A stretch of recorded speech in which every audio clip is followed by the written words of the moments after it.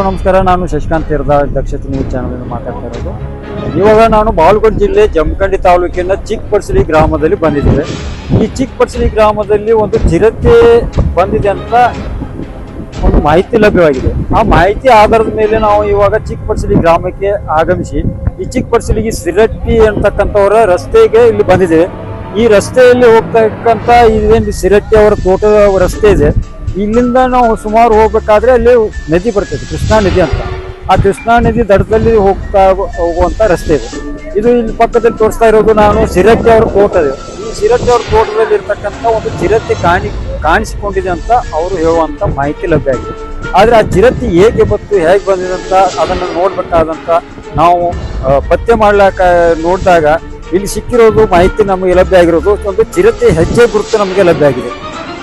ನಾನೀಗ ತೋರಿಸ್ತಾ ಇರೋದು ಇಲ್ಲಿ ಬನ್ನಿ, ಇಲ್ಲಿ ನಾ ತೋರಿಸ್ತಾ ಇರೋದು ಇದು ಚಿರತೆ ಇರುವಂತ ಹೆಜ್ಜೆ ಗುರುತು. ಈ ಚಿರತೆ ಇರತಕ್ಕಂಥ ಹೆಜ್ಜೆ ಗುರುತಿನ ಆಧಾರದ ಮೇಲೆ ನಾವು ಇವತ್ತು ಇಲ್ಲಿ ಈ ಚಿಕ್ಕಪಡ್ಸಲಿ ಗ್ರಾಮಕ್ಕೆ ಆಗಮಿಸಿ ಈ ಸಿರಟ್ಟಿ ಅವರ ತೋಟದಲ್ಲಿ ಬಂದಿದೆ. ಈ ಚಿರತೆ ಹೆಜ್ಜೆ ಗುರುತನ್ನು ಆಧಾರದ ಮೇಲೆ ಇಟ್ಕೊಂಡು ಜಮಖಂಡಿಯ ವಲಯ ಅರಣ್ಯ ಅಧಿಕಾರಿಗಳಾದಂಥ ಜಾಧವ್ ಅಂತಕ್ಕಂಥ ಅವ್ರ ತಂಡ ಈ ಚಿರತೆಯನ್ನು ಸೆರೆ ಹಿಡಿಯಲು ಒಂದು ಬೋನಿನ ವ್ಯವಸ್ಥೆಯನ್ನು ಮಾಡಿದ್ದಾರೆ. ಆ ಬೋನಿ ಸಮೇತ ಇಲ್ಲಿ ಇಲ್ಲಿ ನಾನು ತೋರಿಸ್ತಾ ಇರತಕ್ಕಂಥ ಒಂದು ಕೃಷ್ಣಾ ನದಿ ದಡದ ಪಕ್ಕದಲ್ಲಿ ಒಂದು ಹೊಲಗದ್ದೆ ಇದೆ. ಆ ಹೊಲಗದ್ದೆ ಪಕ್ಕದಲ್ಲಿ ಒಂದು ಬೋನನ್ನು ಹಾಕಿದ್ದಾರೆ. ಆ ಹೊಲದಲ್ಲಿ ಕಬ್ಬಿನ ಗದ್ದೆಯಲ್ಲಿ ಚಿರತೆ ಕಾಣಿಸಿಕೊಂಡಿದೆ ಅಂತ ಇಲ್ಲಿ ನಿವಾಸಿಗಳು ಹೇಳ್ತಾ ಅಂತ ಮಾತು.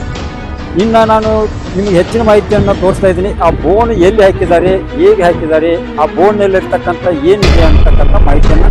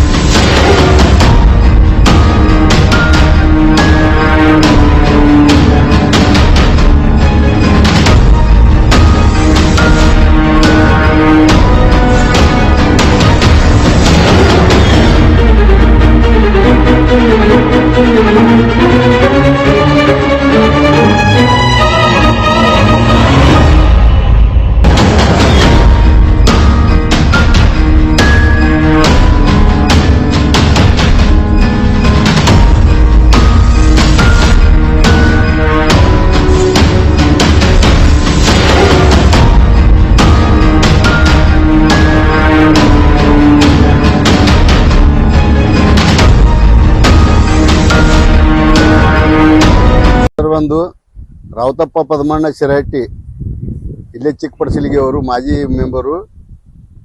ಈಗ ಚಿರತೆ ಹೆಜ್ಜೆಯನ್ನು ಗುರುತು ಹಿಡಿದು ಫಾರೆಸ್ಟ್ ಆಫೀಸರು RL ಜಾಧವ್ ಅವರು ಬಂದು ತಮ್ಮ ಸಿಬ್ಬಂದಿಯನ್ನು ಕರೆದುಕೊಂಡು ಬೋನ್ ಇಟ್ಟು ಅವರು ವ್ಯವಸ್ಥೆಯನ್ನು ನಡೆಸಿದ್ದಾರೆ. ಆದರೆ ಇನ್ನೂ ಸಿಕ್ಕಿಲ್ಲ. ಒಳ್ಳೆಯ ಕಾರ್ಯಾಚರಣೆ ನಡೀತಾ